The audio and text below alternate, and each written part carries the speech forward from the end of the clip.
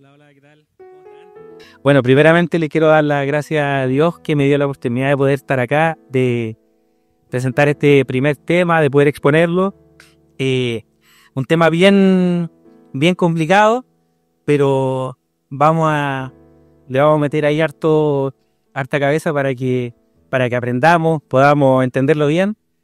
Y sobre todo porque es un tema súper lindo, nueva cepa, tradición versus transformación, el odre viejo versus el vino nuevo.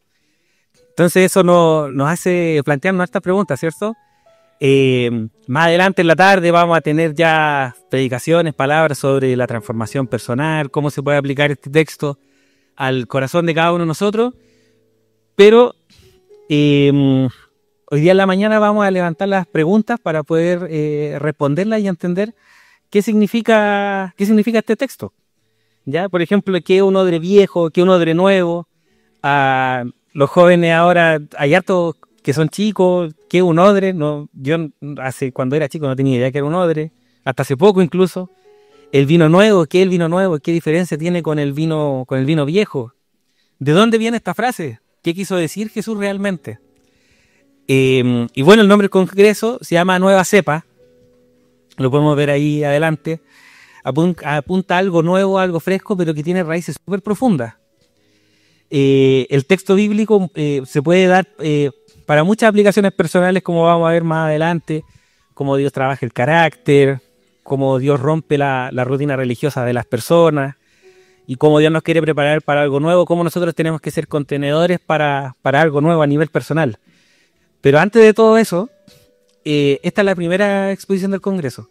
Y aquí vamos a sentar las bases, por decirlo de alguna forma más, entre comillas, académicas, para poder entender qué es lo que quiere decir este texto realmente, porque es un texto súper complejo. Y la mayoría acá, o por lo menos en mi grupo de jóvenes, que yo ya estoy viejo para estar en mi grupo de jóvenes, la mayoría son cabros nuevos que pasaron de los niños a los jóvenes por primera vez. Hay varios acá también que es su primer congreso, y hay varios incluso que vienen recién llegando al Evangelio. Entonces llegar y ponernos a hablar del odre viejo, el odre nuevo, hablarle en chino mandarín, pues. Así que ahora vamos a entender bien el texto, cosa que después del almuerzo ya apartamos todos súper Mateo en el tema, y cualquier mensaje de transformación que venga más adelante lo podamos entender así, quedemos peritos. Siguiente. Así que para este objetivo, lo primero que vamos a hacer es un ejercicio hermenéutico. ¿Qué significa esto? Significa que vamos a estudiar el texto a profundidad y a detalle. Vamos a entender el contexto en el que Jesús está hablando con quién está hablando, qué les dijo, por qué les dijo esto, sobre quiénes habló, qué significaba que Mateo fuera un publicano, que vinieran los fariseos, los discípulos de Juan Bautista, etcétera. Todo el contexto, qué estaba pasando en el siglo I. Porque acá Jesús nos está hablando en primer lugar, si bien podemos hacer esas aplicaciones, en el texto original Jesús no nos habla en ningún momento de transformación personal, sino que está hablando sobre estructuras religiosas. Está hablando sobre una cultura que al tiempo de Jesús llevaba ya casi 4.000 años, o sea, harto, y de estructuras que se estaban empezando a romper ante lo nuevo que él traía. El mensaje nuevo que él traía no encajaba con el contexto en el que él estaba, al que él había llegado.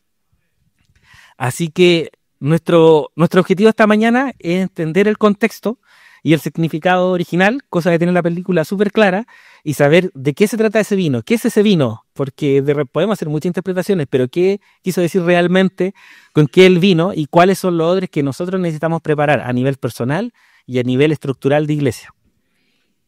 Siguiente. Así que vamos con la lectura bíblica.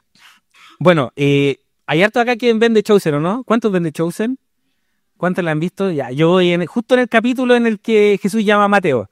Y Mateo está ahí en su casita, ¿cierto?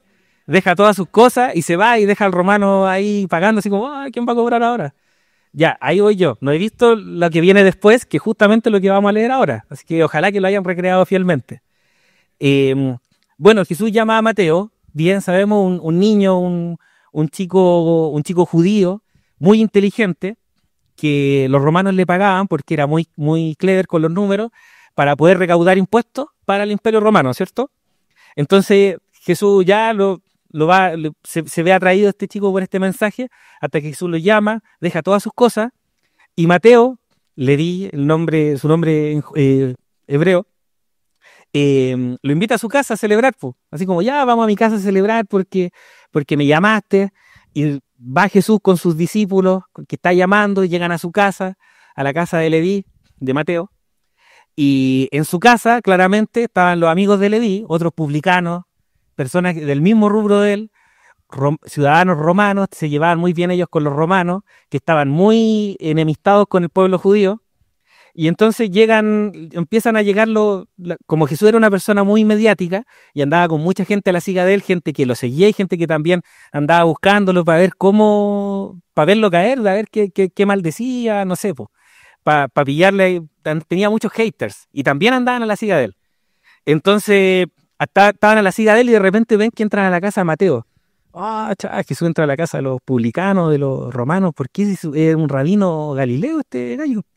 Y van y le empiezan a preguntar, oye Jesús, ¿qué haces comiendo con estos compadres que se supone que ellos están oprimiendo al pueblo romano? Más encima no están, tus discípulos no ayunan.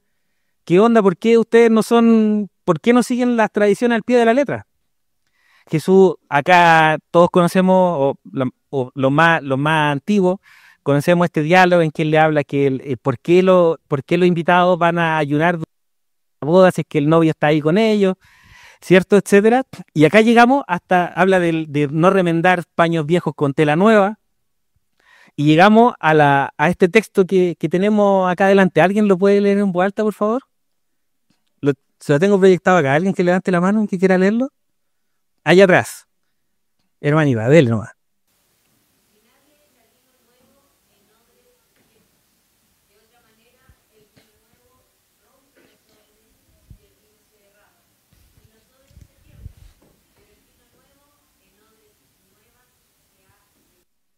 Amén. El vino nuevo en odres nuevos se ha de echar.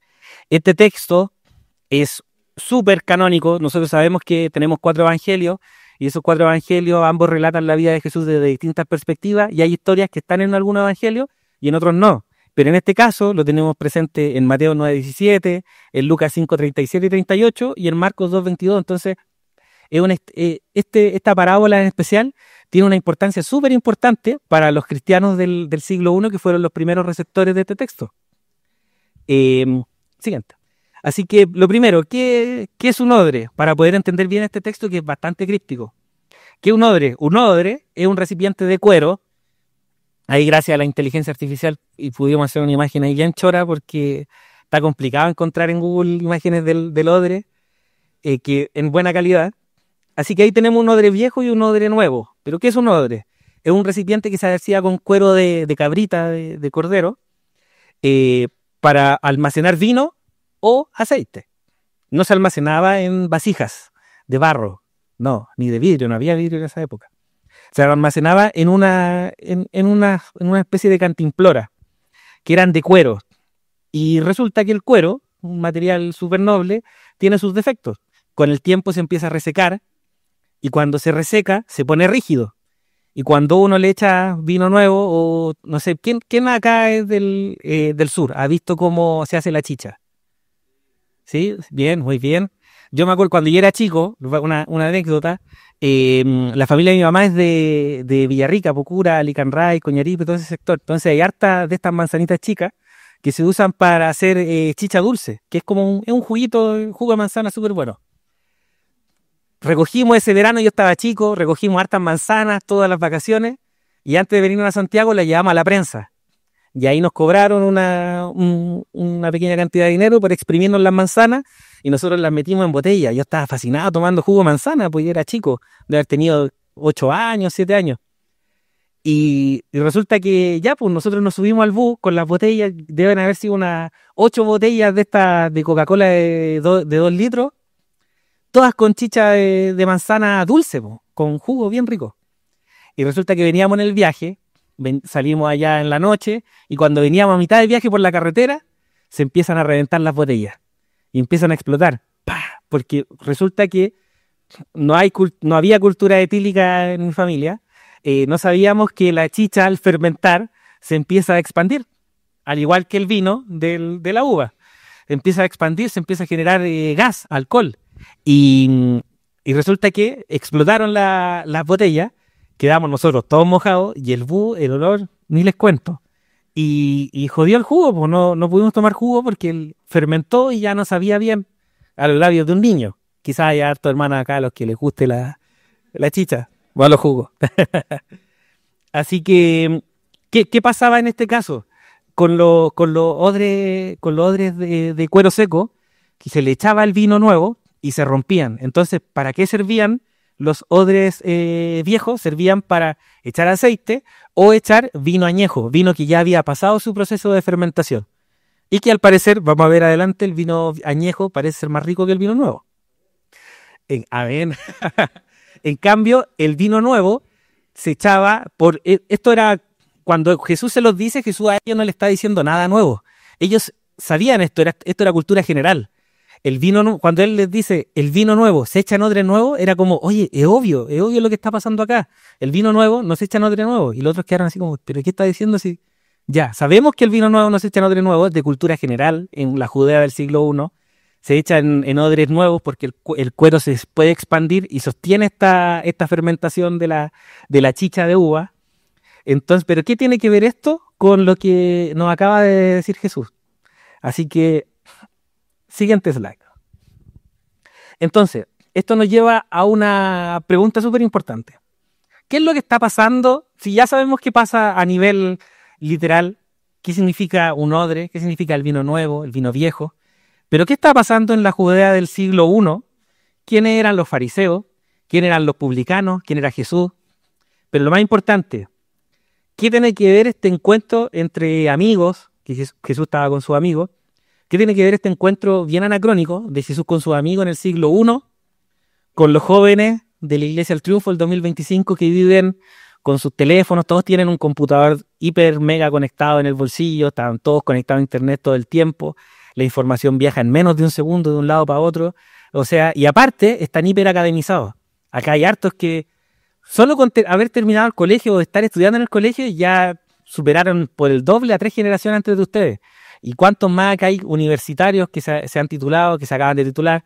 ¿Cuántos hay acá con posgrados, etcétera? Entonces, nuestra generación está hiper academizada. Entonces, ¿qué tiene que ver con nosotros esto que pasó entre unos pescadores, recaudadores de impuestos en el siglo I, hace mucho tiempo? ¿Qué tiene que ver? Entonces, vamos a explorar cómo la flexibilidad y la humildad y la innovación tienen que ver con todo esto y son importantes para que la iglesia siga siendo relevante y efectiva en la misión de llevar el vino nuevo a la generación actual. ¿Y qué es lo que estamos haciendo bien y qué es lo que estamos haciendo mal? Pero antes de mirar al presente, vamos a entender un poquito el pasado, para entender bien y hacer este ejercicio que le había propuesto. ¿Qué es lo que quiso decir Jesús? ¿Cuál fue el vínculo que quiso hacer esta escena que era cotidiana para ellos, con este mensaje tan transformador y tan trascendental que hasta el día de hoy, 2000 años después, sigue siendo súper vigente?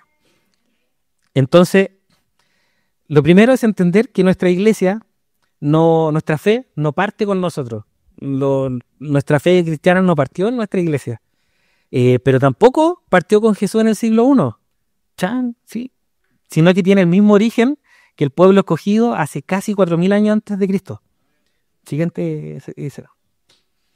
En Génesis, nosotros podemos ver cómo Dios crea el mundo, ¿cierto? Crea a los hombres. Y en el jardín del Edén, crea a Adán y a Eva. Adán y Eva estaban viviendo ahí directamente, estaban bebiendo el vino nuevo directo de Dios y desobedecen. Se rompe el primer odre. Son expulsados y condenados a vivir a la tierra. Su descendencia se olvida de Dios, ¿cierto? Se olvida de Dios. Caín y Abel, todos conocemos, después de una larga descendencia, todos los antidiluvianos, las personas que vivían 700, 500, 800 años, Matusalén entre ellos, hasta que llegamos a Noé. Y en la época de Noé Dios dice, ¿sabéis qué? Esta creación no está muy buena. Este odre está reseco. Acá no tengo dónde contener mi mensaje. No tengo cómo transmitirle el mensaje, el propósito de por qué los creé. Pero de repente apareció un personaje llamado Noé y dice, mira, acá tenemos un odre lo suficientemente flexible para contener el vino nuevo. Dios resetea la tierra, mantiene a Noé y sus hijos en la historia que todos conocemos del arca de Noé y sus animales. Siguiente. Hasta que llegamos a Abraham, llegamos a la figura de Abraham, un sujeto que de la cultura mesopotámica, que nace en Ur Kasdim, en Ur de los Caldeos. Aproximadamente, esta historia está en el 2000 a.C., ya habíamos pasado el diluvio, y resulta que desde Noé hasta Abraham pasaron muchos años y el odre nuevamente se secó.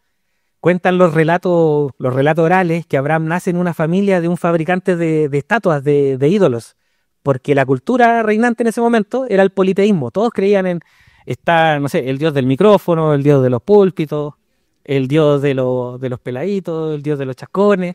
Tenían dioses para todos. Y resulta que Abraham, como era un odre nuevo en un mundo de odre seco, empezó a pensar y decía, ¿sabéis que no? Pues esto no está bien. Cuenta de nuevo el relato, esto es un relato oral, es tradición, que llega Abraham y le rompe todas las estatuas a su papá. Y llega el papá y le dice, oye, pero ¿por qué están todas rotas las estatuas? Y dice, no, mira, ese Dios se enojó y lo rompió a todos. Y el papá le dice, no, pues si es mentira. Y el hijo le dice, pero ¿cómo va a ser mentira si ustedes creen en esto? Pues tú vendías estas estatuas, ¿por qué tú decís que es mentira? O sea que tú sabés que es mentira.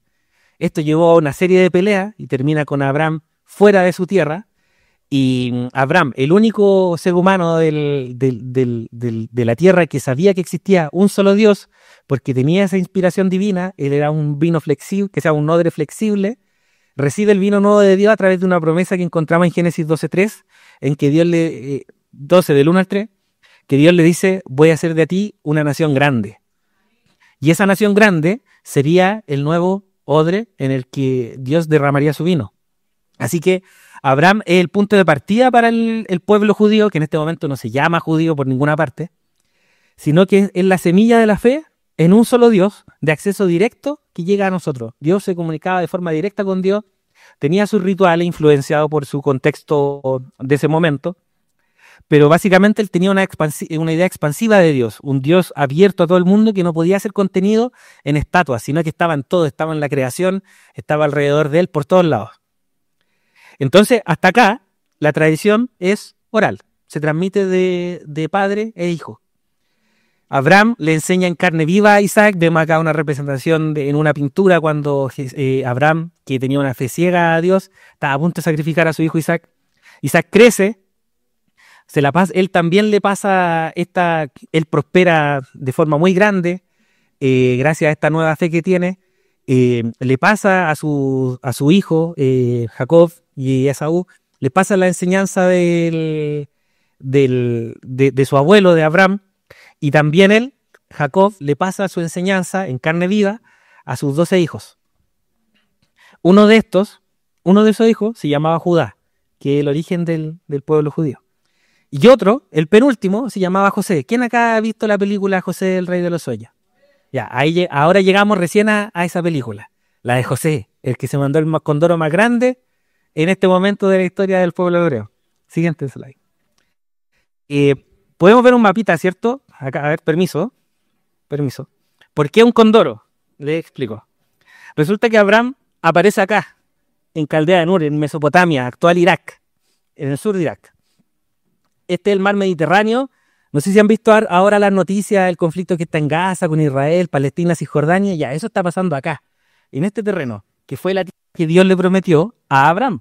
Entonces, Abraham se va de acá porque lo echaron o porque Dios le prometió una tierra en otro lugar, porque acá se vivía mucha idolatría.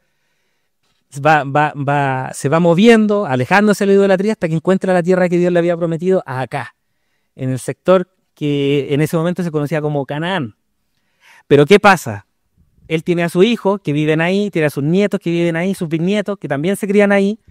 José, por la historia que podemos ver en la película, y los que no han visto la película, véanla, porque es muy largo de explicar. José se va a vivir a Egipto, más abajo, cerca del río Nilo. Resulta que viene una hambruna a la tierra, una sequía muy fuerte, y los que estaban viviendo acá son invitados por José a irse a vivir a Egipto. O sea, la necesidad les hizo echar por tierra la promesa que Dios le había hecho en algún momento. se olvidaron, ellos ya de alguna forma, esos odres, esos 12, 11 odres que habían hasta el momento, se habían secado. Se olvidaron de que había un Dios vivo detrás de esa promesa y simplemente se quedaron con la tradición, las cosas más físicas como cuidar la tierra, cuidar el ganado, tratarnos de esta forma, estas son las reglas entre la familia, etcétera. Se quedaron con eso. Entonces, ¿qué pasó? Siguiente slide. El odre se seca y es esclavizado por 430 años según Éxodo 12:40.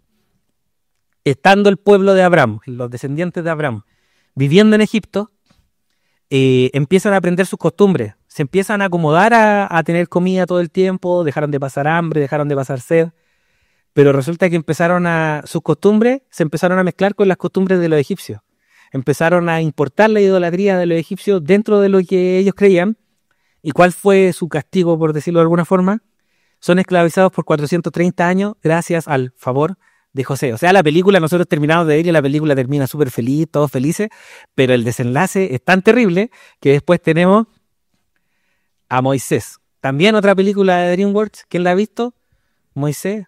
Muy buena, ¿cierto? Esa es la continuación de José. O sea, termina mal José. Lo que pasó con José termina mal, terminan esclavizados por 430 años. El odre completamente reseco, no había una búsqueda espiritual de parte del pueblo, hasta que llega Moisés en el 1446 a.C. aproximadamente. Dios le habla al pueblo a través de Moisés, libera a los descendientes, le habla de forma viva, se vuelve la búsqueda espiritual del pueblo. Moisés se conecta espiritualmente con Dios en el monte a través de la zarza. No a través de las tradiciones, ni lo que escuchó, ni haciéndole caso a la idolatría egipcia. Él desechó todo lo que él traía. Se rompió ese odre y se formó un odre nuevo, flexible, lo suficientemente flexible como para contener nuevamente el vino nuevo. Como pueden ver, Dios es súper testarudo. Hasta ahora ya llevamos como unos 3, 4 odres rotos y Dios seguía tratando de hacer derramar el vino nuevo a la tierra y el pueblo, porfiado, no lo hacía, po. Así que seguimos acá. La oralidad sigue siendo, la oralidad y la facilidad de interpretar las enseñanzas de Abraham que hizo que generación en generación el mensaje se fuera perdiendo y se fuera mezclando con otras culturas, se solucionan literalmente con leyes talladas en piedra. Así como más concreto no pudo ser. O sea, Dios vio una nueva estrategia para evitar el error que ya había estado pasando hasta el momento. Moisés talla las 10 leyes en piedra, que después se expanden a 613 leyes, que las podemos ver desde Números hasta Deuteronomio. Y el vino nuevo encuentra un nuevo odre. El amor único a Dios, el amor al prójimo, cuidar al otro, se expresa a través de distintas leyes, porque estamos en un pueblo de la edad del bronce, prácticamente, entonces todavía les quedaba algo de cavernícola, y la empatía no era un término que existiera en ese momento. El término empatía viene a aparecer en el siglo XVIII y siglo XIX aprox. Pero antes no, antes era la ley del más fuerte y para eso no bastaba con decirle, oye, ama al prójimo, ¿no? Tuvieron que hacer varias leyes para que ellos, a través de la obediencia a esas leyes, pudieran cumplir el trato que tenían que tener el uno con el otro y hacia Dios. Y también garantizar su supervivencia. Hay hasta leyes de higiene acá. Entonces el vino nuevo encuentra un nuevo odre. Esta va a ser la base identitaria del pueblo para más de 1000 años. El pueblo de esclavos vive un proceso, porque ellos eran esclavos, ¿cierto? Pasan 40 años vagando en el desierto mientras vienen recibiendo la ley de Moisés. En ese transcurso de tiempo se forman como un pueblo, se forman como guerreros, y después vienen 300 años, llegan a la tierra prometida, 300 años vienen viviendo como tribu organizada bajo el mandato de distintos jueces, hasta que se logran organizar, unir, consolidar. Gracias a la ley mosaica, o sea, esta ley les dio tal orden que de un pueblo de esclavos vagabundos se transforman en una nación, con el primer rey llamado Saúl. Muy bien. Entonces, pasan de un pueblo de esclavos a una nación, a una monarquía, gracias a el rey Saúl. O sea, en 400 años Dios los preparó, los expandió y pasan a ser esclavos. Y pasan de ser esclavos a nación. Siguiente. Y del pueblo, de este humilde pueblo, de esta protonación de Saúl, aparece David, que lo habíamos visto en el slide anterior, ponle el slide anterior, que le tocaba el arpa al rey Saúl. Ya, ahora se convierte en rey. Siguiente, eso. Se convierte en rey. Saúl nace de la tribu de Judá, de los descendientes de uno de los hermanos de José, descendientes de Abraham, ¿cierto? Israel con él alcanza su apogeo, se expande porque era un David, un Dios súper guerrero. Hemos escuchado esas canciones en que Dios les corta las manos a los no sé cuántos, los decapita, etcétera. Ya, toda esa parte belicosa es la que viene ahora, porque estamos ante un pueblo guerrero que busca expandirse, mantener las fronteras de este nuevo reinado. Slide el siguiente. Su hijo, Salomón, llega con la carga de administrar todo este gran reinado que tiene su padre. Construye el primer templo en Primera de Reyes 6, dejamos el tabernáculo móvil, ¿cierto? Y se convierte en el centro del culto judío. Y aquí se empiezan a establecer todos estos rituales, sacrificios y festividades que empiezan a darle estructura a esta identidad. Y acá viene nuevamente el condoro. Salomón, que era una persona muy sabia, empezó a preocuparse más de las leyes que del contenido espiritual del odre. ¿A qué apuntaban estas leyes? Porque todas las leyes direccionan algo. Entonces ellos empezaron a fijarse en las leyes y no hacia aquello a lo que las leyes direccionaban. ¿Y qué pasa? Salomón, por el bien político de su nación, se empieza a casar con mujeres de distintos pueblos alrededor de él. Esto está narrado en... Esto está narrado en el Primera de Reyes 11. ¿Cuántas mujeres cree usted que...? 1000 mujeres. 1000 mujeres. 700 esposas y 300 concubinas. ¿Cómo se vería usted, pastor, con 700 esposas? Terrible. Imagínese, con razón el reino se fue a las pailas. Y justamente el odre se seca, el reino se va a las pailas, Salomón tiene 1000 hijos, entonces, tiene 1000 mujeres, entonces claramente el poder que se transfería de forma nepótica, o sea, a través de sus hijos, se divide el reino. Se rompe el reino y aparece el reino del norte, Israel, y el reino del sur, Judá, que es de donde viene Jesús, ¿cierto? Entonces se empieza a producir un nuevo sincretismo, porque Salomón, al importar a estas mujeres, trata de blancas literalmente, de distintos pueblos, distintas culturas, para tratar de hacer lazos comerciales, no solamente intercambia negocios, sino que empieza a intercambiar ideas, religiones, mitos creacionales, etcétera, etcétera, etcétera. Y empieza a aparecer la idolatría nuevamente en el pueblo judío. Como les dije anteriormente, son súper porfiados. Hasta acá, conocidos como el pueblo de Israel. Siguiente. Ese es... Sí, estamos bien. Los reinados comienzan a fijarse nuevamente en el aspecto legal de las leyes y el vino nuevo se derrama, se pierde por varias generaciones. Hay por ahí un entre paréntesis con el rey Josías, pero en general se pierde el vino nuevo. Hay odres secos, aparecen los profetas tratando de llamar al pueblo nuevamente a la búsqueda espiritual de Dios y no legalista, pero el pueblo sigue escuchando, sigue a oídos sordos, y el odre una vez más se rompe y comienza una decadencia de 344 años hasta que los grandes imperios del mundo terminan arrasando con Jerusalén. Ahí lo que vemos en la imagen es un evento que ocurrió en el 586 a.C., en Segunda de Reyes 25, cuando Babilonia, con rey Nabucodonosor al mando, arrasa con Jerusalén. Anteriormente, en el 700 y algo, el reino del norte de Israel ya lo habían arrasado los asirios, pero en Judea, que es donde estaba la promesa del vástago de David, fue arrasada en el 586.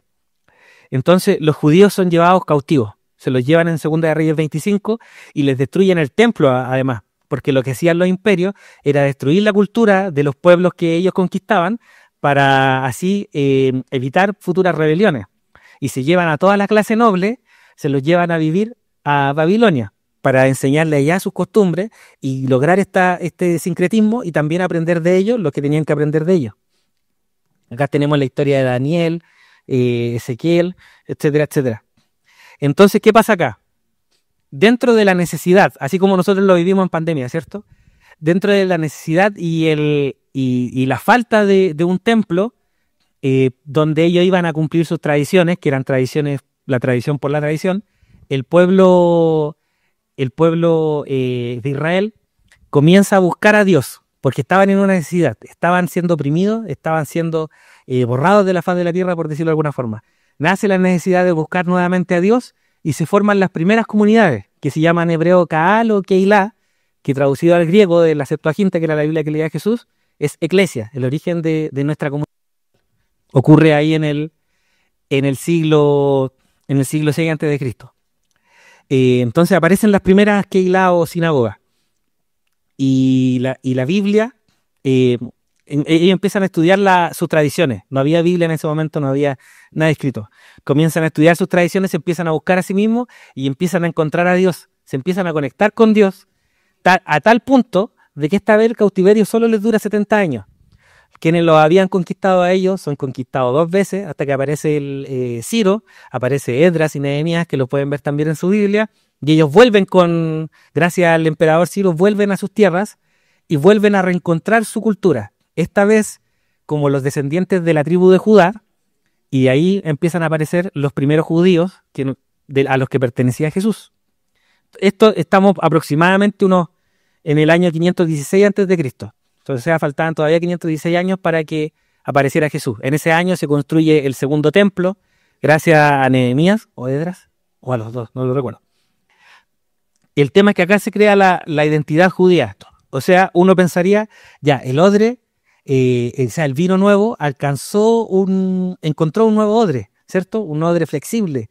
Dios lo estaba prosperando y estaba renovando su promesa con su pueblo. Pero no, el pueblo nuevamente se puso porfiado, se fueron muy en la de reconstruir todas las leyes, reconstruir las tradiciones y reencontrar su identidad, que finalmente terminan nuevamente cayendo en el legalismo. Y se olvidan de la espiritualidad y comienzan a buscar los resquicios legales en la ley mosaica, al punto que se empieza a generar una nueva tradición que ahora nosotros conocemos como la Mishnah, que tiene cientos, miles de leyes nuevas a partir de cómo le buscamos la quinta pata al gato a la ley de Moisés para salirnos con la nuestra y poder hacer lo que nosotros queramos, básicamente. De eso se trata. Entonces el odre se seca nuevamente. Ahí tenemos el segundo templo, ¿cierto? Siguiente. ¿Y qué pasa? Aproximadamente en el siglo II a.C., el pueblo está tan débil a nivel cultural que ellos ya habían sido conquistados nuevamente por los griegos, por los macedonios, y aparecen nuevas personas que están enfocadas en buscar nuevamente la espiritualidad, buscar nuevamente la identidad del pueblo judío, los macabeos. De repente, nosotros decimos, este hermano es macabeo. Resulta que los macabeos eran un pueblo guerrero, hermano. Así que tome ese apelativo con orgullo. Era una familia, los asmoneos, eran guerreros, y ellos liberaron al pueblo judío del poder de la influencia griega en el siglo II a.C. Aquí tenemos unas imágenes de cómo ellos expulsan a los griegos del templo que construyó Nehemías, porque habían puesto estatuas de Zeus, estaban haciendo rituales paganos, y ellos a punta de espada sacan a todos los paganos del templo, pero se les pasa la mano. También sacan a los levitas y instalan a una nueva casta de sacerdotes corrompidos, por decirlo de alguna forma, porque estaban más preocupados de la búsqueda política, del poder político, que de la búsqueda espiritual, que son los saduceos. Y aquí ya nos vamos acercando a la historia que se estaba conversando ahí en la mesa, ¿cierto? No, todavía no. Sí, siguiente. Entonces acá aparecen 3 grupos. En estos 200 años empiezan a aparecer 3 grupos que empiezan a hacer el contexto en el que llega Jesús a vivir, a quien él trataba de odres secos. Primero tenemos a los saduceos, que eran los sacerdotes encargados del templo en ese momento, que eran personas que buscaban el poder político por sobre el poder espiritual, la búsqueda de Dios. A ellos solamente leían la Torá, y a ellos solamente les importaba los resquicios políticos para poder estar al mando y que nadie les quitara el poder del pueblo judío. Después tenemos a los fariseos, que todos les tenemos súper mala, pero los fariseos en parte eran bien parecidos a los evangélicos de ahora, porque eran las personas piadosas, las personas que buscaban leer y estudiar la palabra para saber cómo cumplir la ley para agradar a Dios. El problema acá era que ellos descartaban la búsqueda espiritual y se enfocaban netamente en el cumplimiento de las leyes al 100%. No se preocupaban de si es que el hermano de al lado se iba a sentir mal por mis acciones, ni nada por el estilo. Mientras yo estuviera cumpliendo la ley, yo estoy bien con Dios y chao. Eso es lo que nosotros conocemos como fariseo, un sinónimo actual que se ocupa en la iglesia para la gente hipócrita, por ejemplo. Pero los fariseos eran gente piadosa en su mundo. Y tenemos otro grupo, los esenios, que también eran muy parecidos a nosotros los evangélicos, porque eran personas que, alejados de la ciudad, de las tradiciones orales, de la pugna política, buscaban a Dios en el estudio de la palabra y en la búsqueda espiritual y la experiencia personal con Dios, pero en el desierto. Y en el desierto, ustedes saben que uno no le sirve a nadie. Si yo me voy a buscar a Dios en el desierto, ¿a quién le predico? ¿A quién le doy el vino nuevo? Pero ellos sirvieron como una especie de odre para tratar de transportar el vino nuevo durante todos estos siglos hasta que llega Jesús. Siguiente. En fin, el pueblo elegido, el pueblo judío del siglo I, demostró ser un odre, ¿cierto?, que se estaba resecando y se había roto de forma sistemática durante toda la historia. Y ahora ustedes entienden, por eso tuvimos que hacer el recorrido desde Génesis hasta los evangelios para poder entender a qué se estaba refiriendo Jesús con los odres, ¿por qué habían odres secos? Los odres secos, entonces, ¿qué es lo que estamos entendiendo? Eran las estructuras religiosas, eran las personas que terminaban generando estas estructuras que no daban cabida a que el vino nuevo, el amor al prójimo, el amor a Dios por sobre todas las cosas, pudiera derramarse a todo el pueblo, porque terminaban guardándolo solamente para ellos. Se terminaba quebrando, y se terminaba rompiendo, y el vino era derramado, y nadie lo aprovechaba, y el pueblo era llevado cautivo, etcétera, etcétera. Lo vimos. Entonces, en el tiempo de Jesús, nace Jesús, el pueblo de Judea está bajo el dominio romano, como vimos están los saduceos, los aristócratas, los fariseos, que son los legalistas, y los esenios son los voladitos hippies que están en el desierto, ¿ya? Esos son los tres grupos principales. De ese grupo de los hippies que están en el desierto, se cree que hay cierta influencia en Jesús y sus amigos, y también en Juan el Bautista, con la diferencia que Juan el Bautista, en vez de estar en el desierto, bautizando a la gente que está en el desierto, venía a la ciudad y trataba de derramar ese vino nuevo a la gente. A tal punto incomodó su actitud que lo decapitaron, literalmente. Entonces, cuando llega Jesús a Judea y está sentado en la mesa con estos gallos, ¿cierto? Llegan los fariseos y él lo que les está diciendo es: la estructura religiosa, la estructura política, la estructura social, moral en la que nosotros estamos actualmente no es compatible con el mensaje que yo traigo. En cambio, estos compadres, estos romanos, estos publicanos, esta gente nueva con flexibilidad en su corazón, ellos pueden contener este mensaje que yo traigo. Gente flexible, ¿cierto? Mantengamos eso en mente, flexibilidad. Siguiente. Entonces, en este contexto, Jesús llega súper revolucionario. Él nos viene a reconectar con Dios.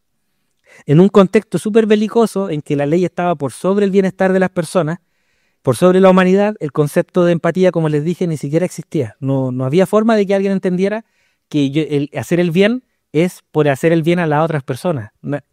Para nosotros ahora esto parece súper lógico, pero en el siglo I ese concepto no existía. Había maldad en la gente, como para que ustedes lo entiendan. Entonces, por eso esta idea nueva que trae Jesús es tan revolucionaria, porque resulta incómoda para la gente que estaba. Ser solidario, eso no era algo que se diera más allá del cumplimiento de las leyes de hospitalidad de la ley mosaica. Más allá de eso, si uno era hospitalario para cumplir con la ley, no para hacer el bien al prójimo. ¿Me entienden? Era por cumplir con la ley. Entonces Dios viene con este mensaje en el que enseña que amen a Dios por sobre todas las cosas y a su prójimo como ustedes mismos, diciendo algo tan revolucionario y herético para ese momento como quiere el camino, la verdad y la vida, y nadie va al Padre si no es por mí. Vamos a la siguiente. Entonces volvemos a la mesa de Mateo, ¿cierto? Los publicanos, como dijimos, Mateo eran odiados por servir a Roma. Jesús era un rabino galileo y está compartiendo en la casa de Mateo. Ahora ya entendemos el contexto, ¿cierto? Ya entendemos por qué estaban tomando once, por qué estaban celebrando. Y quiénes eran todas estas personas involucradas en este diálogo. Entonces Jesús toma esta imagen que era cotidiana para ellos y les dice, los trata a los fariseos de odres viejos, tratándolos como que ellos no eran el contenedor para ese vino nuevo. Por eso él no cumplía las leyes de Moisés, porque él no iba a derramar su vino nuevo en los odres viejos, sino que lo iba a derramar en corazones nuevos, en mentes nuevas, ¿cierto? En mentes renovadas, que no estuvieran sesgadas por las tradiciones anteriores. Y acá ya nos empieza a doler un poquito la palabra, porque aparece la palabra tradiciones y nosotros tenemos hartas tradiciones. Entonces acá nos empezamos a incomodar un poco, pero la palabra confronta, ¿ven? El vino nuevo, el evangelio era demasiado grande, demasiado vivo para encajar en estos moldes anticuados. No cabía en la sinagoga de los fariseos, no cabía en la aristocracia política de los saduceos y se desperdiciaba en el desierto con los esenios, a pesar de que ellos lo tuvieran y que fueran súper espirituales, etcétera, etcétera. Siguiente. Así que aquí viene una pregunta para la Iglesia del Triunfo. ¿Qué odre? Sabiendo que un odre es una estructura más allá de una persona. ¿Qué odre, qué estructura humana era lo suficientemente grande, expansiva, expedita, inclusiva para poder contener y expandir el vino nuevo en el siglo I, sabiendo que el contexto judío de la época era el odre viejo? Estamos hablando de contextos, ¿cierto? De estructuras políticas, gubernamentales. ¿Qué odre nuevo?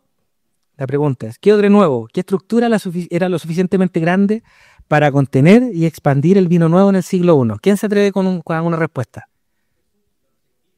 ¿Los gentiles? ¿Ya? Sí, muy bien. ¿Quién más? Estamos hablando de estructuras. ¿Quién más se atreve? Ahí arriba, ¿tienes una respuesta? ¿Algún odre? ¿Qué odre? ¿No? ¿No?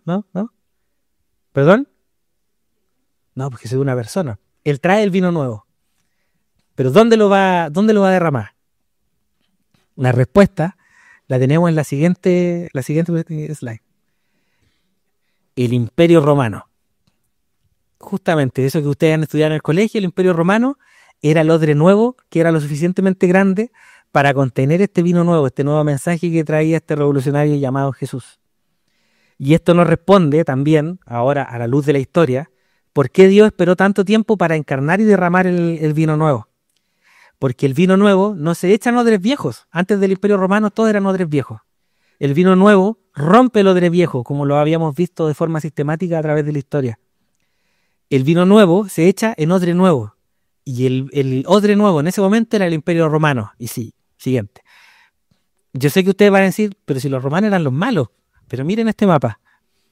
Antiguamente la civilización se constaba básicamente de pueblos aislados unos de otros. No había diálogo. Había guerras, de hecho.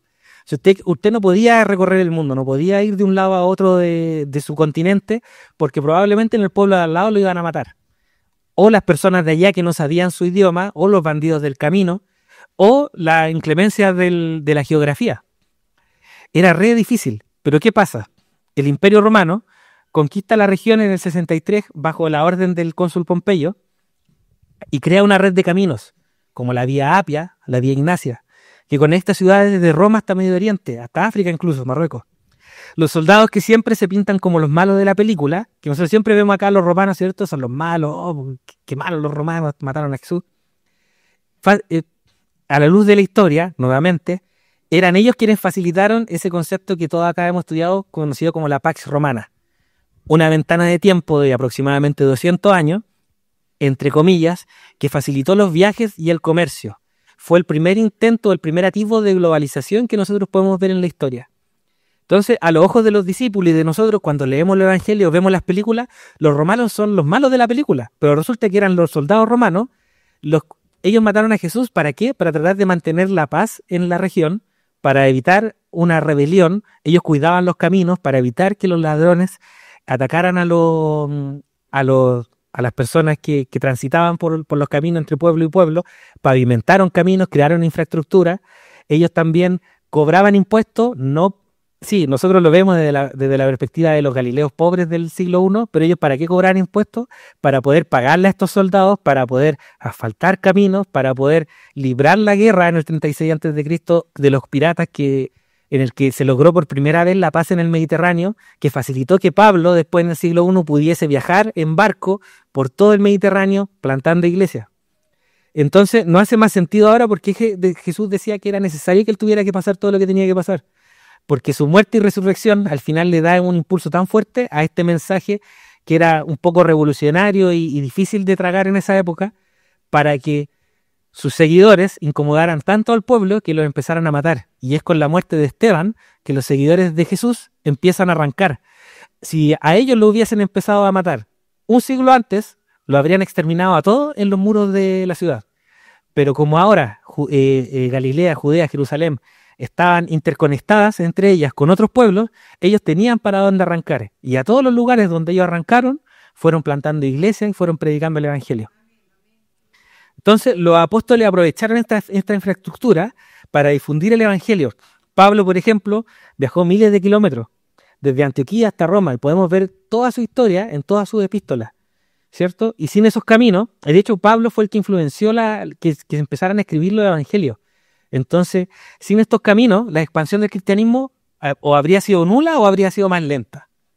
Antes, además de tener esto, como les dije, era imposible recorrer los caminos porque básicamente el mensaje moría en la ciudad, en los muros de la ciudad. Entonces, siguiente. El Imperio Romano logró ser un odre nuevo, amplio y expansivo. Logró ser flexible también, porque ellos no, después, claro, persiguieron a los cristianos, ¿cierto?, por muchos años, casi 300 años, pero llega el año 380, el edicto de Tesalónica, en el que el evangelio ya era tan fuerte e incontenible que se convierte en la religión oficial de un imperio que era tan importante que sienta las bases de nuestras leyes, de nuestra cultura y de nuestra identidad occidental y de todo el mundo en general. Grande, muy grande. Ese era justamente ese imperio que iba a crecer tanto, era donde Dios dijo, ¿sabéis qué? Yo acá me voy a encarnar y acá voy a derramar mi vino nuevo, porque mi vino nuevo en este odre, este pueblo escogido, se va a seguir perdiendo, se ha venido perdiendo por casi 4000 años. Voy a ocupar a estos compadres que son gentiles, que son los enemigos de mi pueblo, por decirlo de alguna forma, y ellos se van a encargar de llevar mi vino nuevo a todo el mundo. Y es lo que hemos visto. Siguiente. El cristianismo siguió enfrentando odres secos. No crean que con esto se acabó y acá todo se soluciona. La mezcla del paganismo con las culturas de los siglos que vinieron más adelante llevó adelante varios cismas dentro de la iglesia, como el cisma con la iglesia de Oriente en el año 1000, en el que aparece la iglesia ortodoxa y aparece la iglesia católica romana. Siguiente. En el siglo XVI, Lutero vuelve a romper el odre. Se da cuenta de que el catolicismo nuevamente se estaba quedando atrapado en las leyes y en las estructuras y se había olvidado de la búsqueda de Dios, la búsqueda espiritual. Y de acá viene el apelativo de nosotros como protestantes, porque Lutero protestó en contra de la iglesia católica. Siguiente. El odre nuevo se expandió y también se fue secando durante el tiempo hasta que llegamos al siglo XIX, en el que el evangelio llega a Chile. Ese evangelio que predicó Jesús hace 2000 años, a través de los romanos, llega a Chile. A través de barcos nuevamente. Se predica el evangelio, figuras tan importantes como Canut de Bon, que nos dio el apelativo de Canutos, hasta que llegamos a este personaje que ustedes ven acá. Ustedes no lo ven acá, pero en la línea de sucesión obispal, él está nuestro obispo Isaac, el obispo Sánchez, antes de él Umaña, y antes de él este personaje que tenemos acá. Se llama Willis Huber. Estoy seguro que el puro pastor, los pastores nomás lo ubicaban, los demás no lo cachaban. Entonces el obispo Huber tenía una iglesia en Valparaíso en el año 909. En esa iglesia se derramó el Espíritu Santo, cosa que antiguamente no pasaba. Esta iglesia se llamaba Iglesia Metodista Episcopal y quedaba en Valparaíso, y ahí se cantaba, se hablaba del Evangelio, se estudiaba la palabra, pero resulta que en el 909 el Espíritu Santo, mientras estaban ellos en el estudio del derramamiento del Espíritu Santo en Pentecostés, se derrama nuevamente. A través de la búsqueda de la palabra se derrama el Espíritu Santo y aparecen fenómenos que nosotros podemos ver hasta el día de hoy, como gente hablando en lengua, ¿cierto? Entregando con inspiración divina, lanzando, etcétera, etcétera. Salieron a predicar a la calle gracias a ese avivamiento, algo que en ese momento estaba tan penado por la ley que terminaron todos presos, a punta de pistola. Hay una historia muy interesante para que la googleen después, de la hermana Elena en el año 1909 predicando en la cárcel. Así que, ¿qué pasa? La iglesia donde estaban ellos, la iglesia metodista episcopal, supo que los loquitos de Valparaíso estaban saliendo a la calle, estaban hablando en lengua, danzando, estaban haciendo mucho escándalo para una iglesia que era muy cuadradita. Entonces, ¿qué pasa? Expulsan al obispo Huber, lo echan. Se rompe el odre de la iglesia metodista episcopal, era muy seco para este vino nuevo, que nosotros ya lo venimos leyendo desde el siglo I, desde el año 4000 antes de Cristo. Y la iglesia metodista episcopal no logra hacer un buen contenedor para este vino nuevo. Entonces se rompe el odre. Pasa el tiempo, se forma la iglesia, ellos toman el nombre de esta revolución de Pentecostés, lo incorporan a su nombre y nace la iglesia metodista pentecostal, que son las tradiciones que nosotros tenemos hasta el día de hoy. Y bajo el poder bajo el liderazgo del obispo Huber, esto se expande, se empieza a expandir a Santiago, ¿cierto? A la octava región, que siempre ha sido muy potente la octava región en el movimiento pentecostal. ¿Y qué pasa? Siguiente. En los años 30 aparece un pastor que también era súper revolucionario. Él ya venía bien envalentonado porque su pastor, el obispo Huber, logró hacerle la guerra a las tradiciones del pasado y poder renovar el evangelio con nuevas tradiciones para que el vino nuevo empezara a llegar a más personas.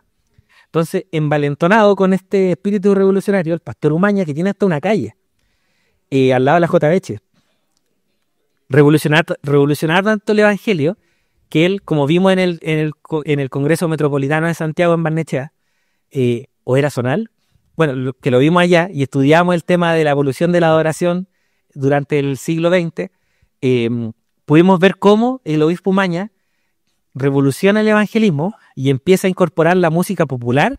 O sea, así como nosotros ahora, no sé, pues escuchamos el reggaetón, la música urbana, él empieza a agarrar la música de su contexto, la música del bajo fondo de la sociedad, y la empieza a ocupar para evangelizar. Le incorpora mensaje cristiano, les cambia la letra a varias canciones del mundo de esa época, les pone mensaje cristiano y empieza a traer gente y la iglesia se empieza a llenar, a crecer, a crecer.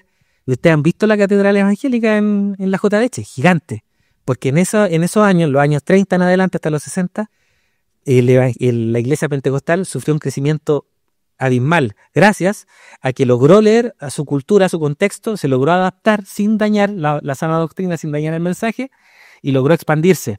Pero, siguiente slide, esa. Jesús lo advirtió en Lucas 5:39, como que Jesús, bueno, claramente Dios encarnado, él sabía todo lo que iba a pasar y sabe lo que pasa hasta el día de hoy. Entonces él, en esa mesa, en la mesa de Leví, nos dejó una advertencia muy importante, luego de los textos que acabamos de leer, luego de decir que el vino nuevo no se echa en odre viejo, él dijo, ninguno beba del vino añejo. O sea, ninguno que beba del vino añejo quiere luego el nuevo, porque dice el añejo es mejor. El obispo Huber, que fue revolucionario en el 909, no aceptó este nuevo cambio de tradición de los años 30 que trajo Umaña. Y se terminó quebrando nuevamente la iglesia, y ahí nace la iglesia evangélica pentecostal, la IEP, que todos la hemos visto, que tocan con pianito, cantan, ellos no incorporaron el coro pentecostal dentro de ella. La otra que quizás están pensando en la IPECHI, ellos sí tienen coro, pero es otra. Del obispo Huber, él había probado el vino añejo, y dijo, el vino añejo es mejor, y no quiso este vino nuevo. Entonces, ¿qué pasa? El vino nuevo, dentro de este nuevo odre de la iglesia metodista pentecostal más moderna que nosotros conocemos, se expande, empieza a conquistar Chile, sale del país incluso, empieza a influenciar otros pentecostalismos fuera de Chile, y muere el obispo Umaña en los años 60 y aparece la iglesia donde nosotros estamos ahora, que es una historia que vamos a dejar quizás para otro congreso. Pero aparece la iglesia del triunfo, que es un nuevo odre para un nuevo vino. Siguiente. En conclusión, esta metáfora que leímos, esta parábola, resuena con fuerza ahora porque nosotros ahora vivimos en un mundo digital. Ahora ya no tenemos caminos romanos, ahora nosotros tenemos caminos digitales que ya no solamente nos conectan acá a través de la región, sino que también nos conectan a través del mundo. Ya no solamente podemos llegar a la comuna de las otras personas, sino que podemos llegar adentro de la casa de cada persona de las que están acá. El evangelismo ya puede ser más directo. Nos comunicamos, los jóvenes ahora nos comunicamos todos de forma distinta. Entonces, la iglesia actualmente se enfrenta al mismo desafío que la iglesia del siglo I. ¿Seremos nosotros odres nuevos, flexibles, abiertos al cambio, o nos vamos a aferrar a los odres viejos? Porque los odres se van secando, ¿cierto? Odres viejos que no pueden contener lo que Dios quiere hacer para esta generación y para la próxima. El vino nuevo, ya lo vimos, representa el evangelio, el nuevo pacto que Jesús inaugura con su vida. El vino nuevo no es que sea algo de ahora nuevo, sino que siempre fue nuevo, fue un vino renovado, fue un vino que genera crecimiento, que genera expansión. El odre viejo son las estructuras religiosas del judaísmo de la época, en este texto, que nosotros podemos leer ahora, como también podrían ser nuestras propias tradiciones, nuestras reglas, rituales, tradiciones, que terminan con el paso de los años perdiendo el propósito original y se transforman en un fin en sí mismo, la tradición por la tradición.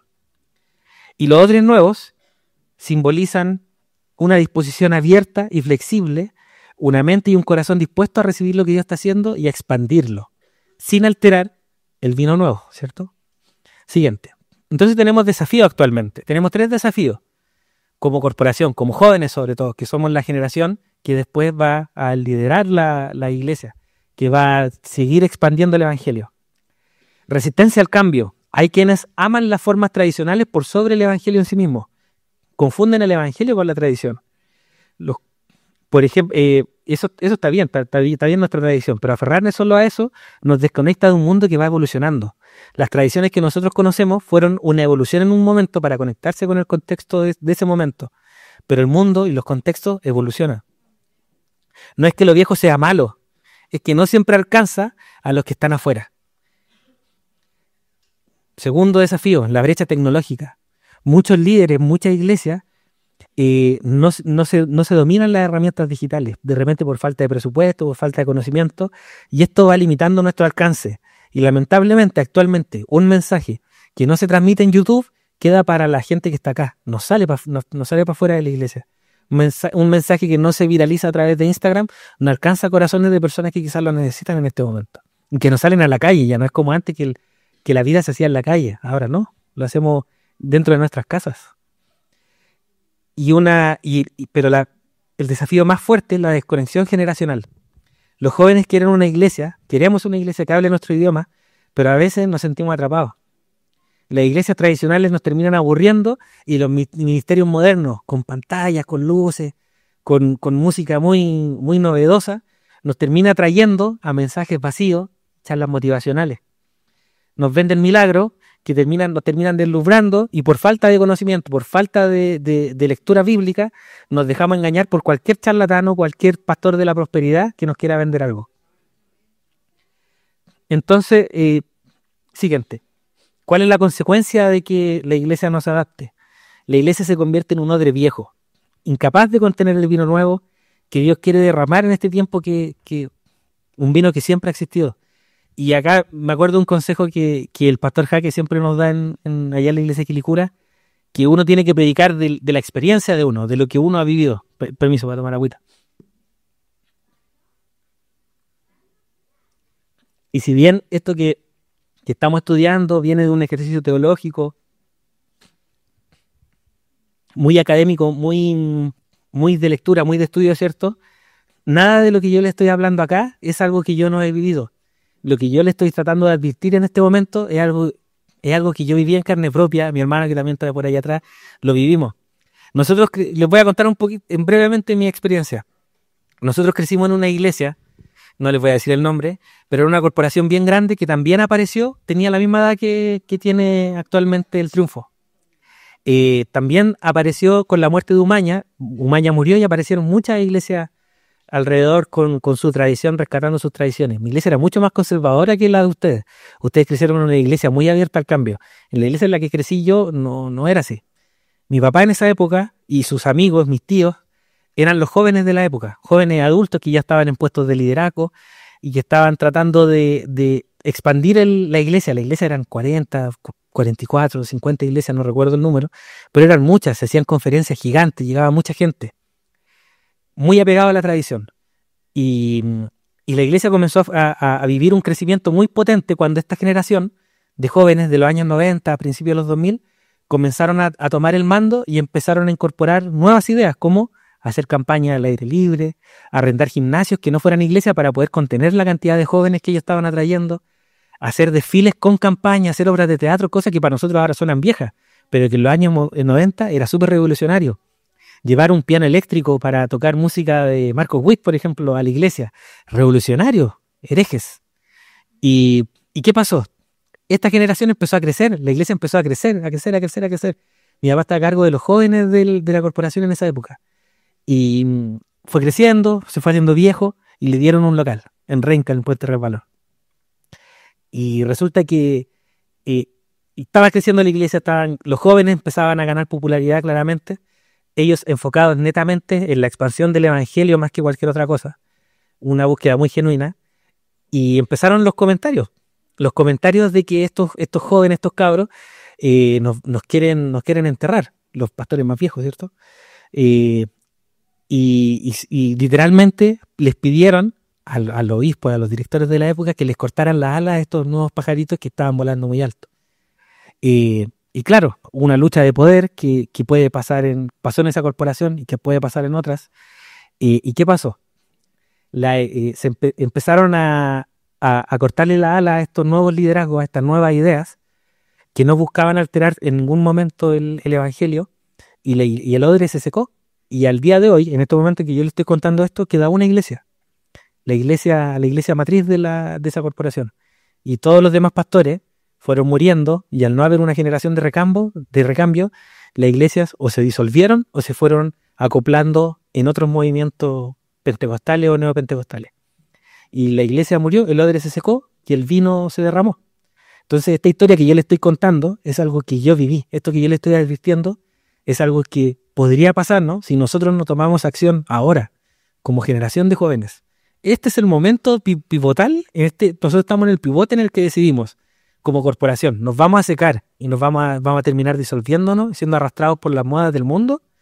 ¿O vamos a renovar el evangelio, vamos a renovar la fe pentecostal para poder llegar a las nuevas generaciones?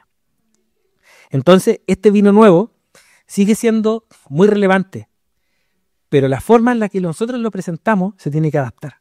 Innovar no se trata de destruir ni refundar. Súper importante esto, súper importante. Se trata de expandir. El vino nuevo no se recambia, no se transforma, no se va cambiando. El vino nuevo siempre se mantiene igual y se expande, crece. La innovación, el cambio, no tiene que ver con el recambio ni la transformación de nuestra doctrina, de nuestra enseñanza. Tiene que ver con de qué forma nosotros logramos expandirnos hacia nuevos territorios, usando nuevos métodos. No un nuevo mensaje. El mensaje es nuevo, la buena nueva siempre ha sido la misma. Lo que deben cambiar son los métodos en que nosotros llevamos ese mensaje hacia adelante.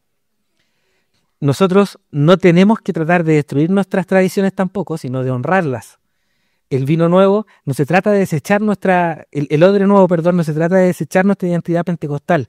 Los coros, que tienen su origen en la estudiantina, el fuego del Espíritu Santo que nos trajo hasta acá, no puede tampoco ceder ante la hiperintelectualización de las nuevas corrientes teológicas, sino de honrar todo lo que nosotros hemos aprendido y lo que conforma nuestra identidad.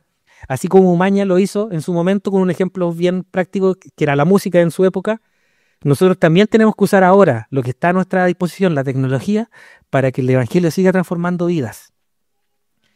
Hay quienes ven con malo ojo esto, y sobre todo a los jóvenes, y esta frase la he escuchado recientemente, pero yo la vengo escuchando desde que soy chico. Quieren cambiar la iglesia, pero no quieren cambiar ellos mismos. Yo creo que a más de algunos acá se lo han dicho. O más de algunos lo han dicho, porque también acá en nuestra iglesia hay odre seco. Yo también he sido odre seco muchas veces. Y nosotros sabemos que tiene que existir una transformación en el joven, ¿cierto? Una metanoia. Todos lo tuvimos hasta un campamento con ese nombre. Pero los que ya fueron cambiados, los que ya vivieron esa transformación, los más grandes, que conocen el evangelismo, no pueden sobreponer la tradición por sobre el evangelio en sí mismo, porque el evangelio es responsivo. ¿Cuántos diseñadores hay acá? Diseñadores gráficos, personas que hagan páginas web, que conozcan de informática. ¿Hay alguno acá? Sí, allá, acá. Súper bien. Conocen el término, lo que significa responsividad, ¿cierto? Lo responsivo. No sé si se han fijado ustedes que cuando ustedes entran a una página web desde el computador, ustedes ven un diseño, pero cuando entran desde una tablet ven otro, y cuando entran de un teléfono ven otro. Pero el mensaje, el contenido sigue siendo el mismo. Los productos son los mismos, la descripción del producto es la misma, lo que quieren, los botones para comprar van a ir cambiando, pero sirven para comprar, no cambia el objetivo, no cambia la función. Eso significa ser responsivo. Y es un término súper moderno que se ocupa en el diseño actualmente y en la informática. Pero Pablo ocupó el término responsivo con sus palabras en el siglo I. Siguiente. Ah, no, atrás. A ver, atrás. No, atrás. Ah, no lo incluí. Pero, a ver. No, no, vuelve al... no, otro. Ya, dejémoslo ahí. Pablo le dice en la carta a los Corintios, en el capítulo 9, versículo 22, a los débiles me hice débil para ganar a los débiles. A todos yo me he hecho de todo. A todos me adapté. Para que de todos modos pueda salvar a algunos. O sea, Pablo adaptó su mensaje a donde fue que, gracias a la expansión y las facilidades del Imperio Romano, pudo ir a nuevas culturas y en todos lados las culturas eran distintas. Habían culturas matriarcales, culturas patriarcales, acá alababan a los dioses de acá, a los dioses de allá, acá hablaban este idioma, acá hablaban este otro idioma, y a todos él se pudo adaptar. Acá eran más amables, acá eran más hostiles. A todos se hizo de todos. A los débiles se hizo débil para poder ganar a los débiles. El evangelio es responsivo, lo dijo Pablo. Entonces, con el respeto que se merecen los pastores, ¿cierto? Los hermanos mayores, que son los ungidos de Dios. Ustedes son los cimientos de la iglesia. Ustedes son los que fueron mandados a guardar el legado pentecostal con amor y fidelidad. Pero también, como lo fueron en su tiempo, también pueden ser pioneros ahora. También pueden volver a ser pioneros. No enamorarse de la forma del vino añejo, porque el vino añejo es rico, ¿cierto? Lo vimos, lo dijo Jesús. No le corten la ala a los jóvenes, no le corten la ala a los pastores jóvenes, sino que denle espacio para volar y poder probar cosas nuevas. Escúchenlos, que se den espacios de diálogo. No se cierren a sentarse en la mesa y conversar con los jóvenes que tienen ideas nuevas. Quizás de repente hablamos cosas, estamos muy chalados y decimos muchos disparates, pero por lo menos escúchennos. Escúchenos, permiten estar en la mesa y poder dialogar. Tienen que entender que no le tengan miedo al TikTok, al Instagram, a de repente hacer un videíto haciendo algún trend, haciendo algún bailecito, cosas que para los jóvenes resuenan. Son los caminos romanos del día de hoy. Y Dios los puede usar para llegar más lejos, para que el mensaje de su iglesia llegue más lejos. El evangelio actualmente es más grande que nuestras cuatro paredes. No porque en los 90 se decía salir de las cuatro paredes, sonaba súper revolucionario, ahora es un hecho. El evangelio ahora está en sus piezas, está en su cocina, está en el baño casi siempre, porque ahí es donde pasamos compartiendo videos virales, está en todos lados, en lugares tan viles como el baño, por ejemplo, en la micro, en el auto, está en todos lados. El evangelio es más grande que nuestras costumbres y ustedes, los mayores, pueden ayudar a expandirlo. Y ustedes, jóvenes, nosotros, jóvenes, tenemos una responsabilidad generacional, porque es nuestro tiempo. No basta ahora con quejarnos de que la iglesia está atrasada, ya no nos podemos quejar sin hacer algo al respecto. El que se queja, pero no tiene una iniciativa para transformar o hacer nuevos métodos, no se puede quejar, no es válido. No basta con quejarse de que la iglesia está atrasada, ya que nosotros somos los nativos digitales. Nosotros entendemos el mundo. Si la iglesia no está en TikTok, en Instagram o en YouTube, no es culpa solo de los pastores, es más que nada culpa nuestra, por no incentivarlo, por no empujar eso. Ofrézcanse para liderar el cambio, y es una tarea que lleva tiempo. Al principio, cuando nosotros quizás partimos con todo esto, se pensaba que nos queríamos ahorrar las 2 horas de punto del domingo, o que quizás nos da vergüenza que nos vieran en la calle, pero resulta que, y acá está el testimonio vivo, los chiquillos de Quilicura del Team Digital, que no son 2 horas a la semana que le invertimos a esto, son varias horas, varias peleas, discutimos harto en el grupo. Escribir los videos lleva tiempo, que los validen lleva tiempo, grabarlos lleva tiempo, editarlos, aprender a usar las herramientas lleva mucho tiempo. No le vamos a pedir a un hermano de 70 años que aprenda a editar en CapCut, tienen que aprender ustedes, pues. Acá todos deberíamos aprender a saber editar en CapCut, grabar, subtitular en Captions, usar Canva. Esta presentación yo la hice en Canva. Esa imagen la hice en Copilot con inteligencia artificial. No son herramientas que ya están, son para gente profesional, sino que están abiertas para todo el mundo. Todos podemos usar estas herramientas, todos podemos ir adelante, todos podemos ver los trends y ver cómo innovar y poner el mensaje cristiano en como lo hizo Maña con las canciones populares, cómo meter el mensaje cristiano en los trends para que el mensaje se viralice. Porque de todos los miles de visualizaciones que vamos a lograr, con uno que le llegue el mensaje, la tarea está hecha, como lo dijo Pablo. Entonces, y además que no es que no es que nos haya dado vergüenza salir al punto y que nos vean nuestros amigos. Ahora los amigos ya no nos ven en la calle, sino que uno sube un video, sale el rostro de uno en un video y te reconoce todo el mundo. Hasta de repente en el trabajo te van a terminar reconociendo, oye, te vi en un video viral, Canuto. Ah, sí, sí, era yo. Al final la exposición es mayor que en el punto. A eso voy. O sea, para los más mayores, no es que estemos tratando de facilitar el Evangelio, todo lo contrario. Al adaptarnos, el Evangelio ahora es mucho más complejo, nos ponemos mucho más en la línea, en la primera línea, y somos mucho más responsables de lo que decimos. Si no, pregúntenle a los chiquillos de Quilicura todo el hate que nosotros recibimos día a día por los videos que subimos. Mucho, incluso de propios hermanos de otras iglesias evangélicas y pentecostales. Y para qué decir, dentro de nuestra iglesia probablemente también tengamos algún hater. ¿Para qué nos vamos a ver la suerte entre gitanos, cierto?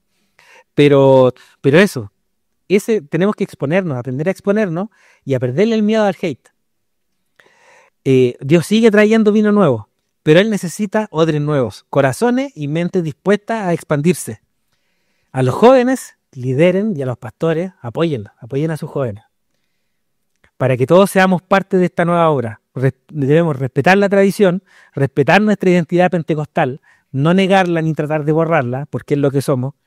Tenemos que tener flexibilidad para adaptar nuestras formas, no nuestro mensaje, no nuestra tradición, nuestras formas a las nuevas generaciones, y claridad para que en medio de esta generación llena, como les dije, de evangelio de la prosperidad, de unicitarismo, de los cuadridimensionales y todos los que están muy de moda, se mantenga el estudio de la palabra vivo para que nosotros no seamos fáciles de llevar por el viento del contexto, ¿cierto?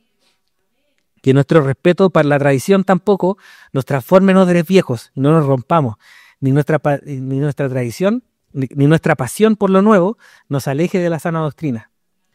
Así que hoy día comenzamos este congreso con una mirada al pasado, ¿cierto? Vimos desde Génesis hasta ahora prácticamente, más de casi 6.000 años de historia. No lo vimos para quedarnos ahí en la historia, sino para entender cómo el proceso a lo largo de la historia de Dios va buscando odres nuevos para derramar el vino nuevo, que ya sabemos que el vino nuevo se ha mantenido, no es que sea algo nuevo que viene a aparecer, un nuevo rema, no. El vino nuevo siempre ha estado. Así que ahora nos toca a nosotros. Vamos a permitir que Dios derrame ese vino nuevo en esta nueva generación. Vamos a recibir ese vino nuevo con la estructura antigua, o vamos a recibirlos como odres nuevos, flexibles. La corporación se va a secar o se va a renovar, va a ser un odre nuevo. Nuestra iglesia va a ser un vino nuevo lo suficientemente expansivo como para poder sobrevivir unos 30 o unos 40 años más. Esa es la pregunta que tenemos ahora. Que Dios nos encuentre a nosotros como odres renovados, humildes, flexibles y dispuestos, porque lo nuevo de Dios no es para que se derrame como la experiencia que yo les conté, sino que para que se expanda y siga creciendo y siga llegando a los confines de la tierra. Así que ese ha sido el mensaje del día de hoy. Y eso, lo invito a ponerse de pies. Gracias. Hermano.